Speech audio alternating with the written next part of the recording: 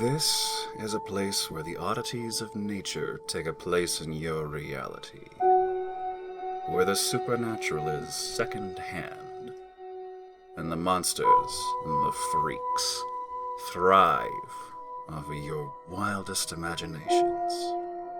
This is Unsettling Stories.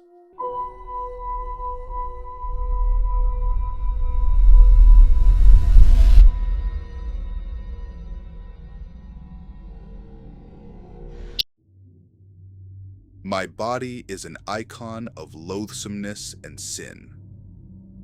Ever since our pastor found out and mentioned me by name in front of the whole congregation, what was once our family secret became a big problem for me. Practically the next day, I was shipped off to a facility owned by a group of the churches in our area.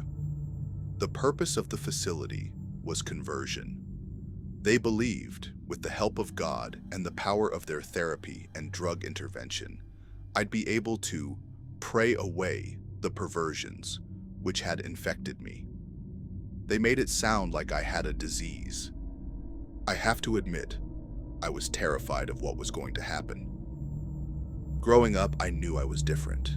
During high school, when everyone was interested in girls and their boobs and all that, I didn't take part. It's not that I didn't want to, either. I couldn't, no matter what I did, force myself to be attracted to them. There was no way I could tell my friends how I actually felt.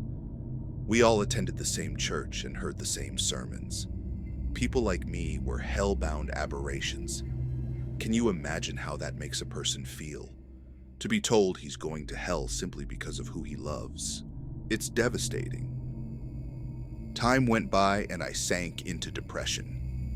Late in high school, the few times I attempted to form a real romantic connection with someone to whom I felt genuine attraction, I was shut down pretty quickly. I was lucky they didn't say anything to their friends or parents. I think maybe they took pity on me. Knowing I was an object of pity was something almost worse than knowing I was damned.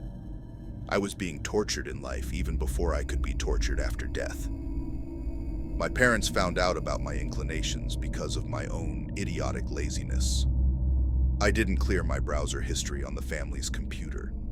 I knew how they felt about adult content, but I just couldn't control my desire and curiosity.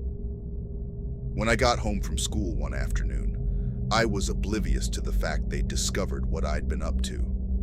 Upon walking into the house, my father just started hitting me. Over and over and over, his fists pummeled my ribs and legs and crotch, making sure not to hit anywhere that would be noticed by the school officials. Since that day almost a year ago, my father has refused to say a word to me.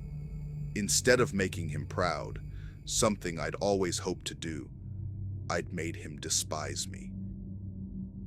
Mom eventually came to terms with my differences, but she'd been irreparably damaged. We talk, but it's almost like she's speaking to a stranger. I could tell the stress was eating her alive. She's an incredibly pious woman. Something like this is against everything she believes. I didn't know how long she'd be able to keep a secret of that magnitude. And not long after, I heard my name being spat from the pastor's mouth as he gave his Sunday sermon. She later told me she mentioned it at confession, and the pastor urged her to let him tell the congregation. For their safety, he told her. I hated myself.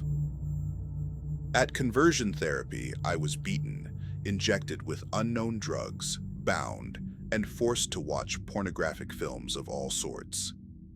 Before every film that wasn't a depiction of a heterosexual couple, I was forced to swallow ipecac syrup, which produced the most hideous, nauseating sensation I'd ever known. Each day, many times a day, I vomited with such force I felt my stomach would rip in half. I was so dreadfully sick throughout the majority of the films they showed me. The purpose, they claimed, was to set me straight. They wanted my body to become so conditioned to being sick during the abhorrent types of pornography that I'd have no choice but to become aroused by the approved variety. When I wasn't puking and watching movies, I was kept awake for countless nights. and forced to recite prayer after prayer under hideously bright industrial lamps. I wanted to die. I was released a month later. As far as my sexuality, I felt no different. What had changed, though, was my day-to-day interaction. The abuse had made me terribly skittish and unwilling to engage with people. No one, even the friends who'd stuck with me through the whole ordeal, could bring me even a modicum of comfort. I cried at the drop of a hat and held myself as I shook with terrible, racking sobs that would appear out of nowhere, even when I was in public. That public, the majority of whom were in the congregation, loathed me. At school, I was terrorized by both students and faculty.